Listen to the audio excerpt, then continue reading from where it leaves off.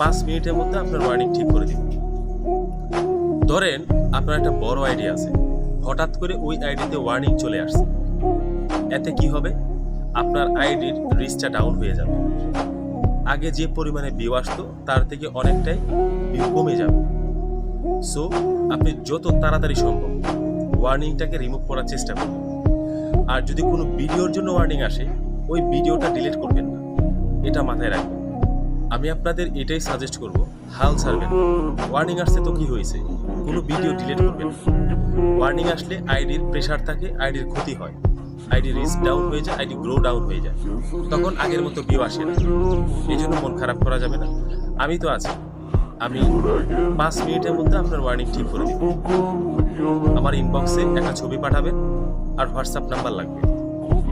ইনশাল্লাহ আপনার আইডিও আমি ঠিক করে দিব।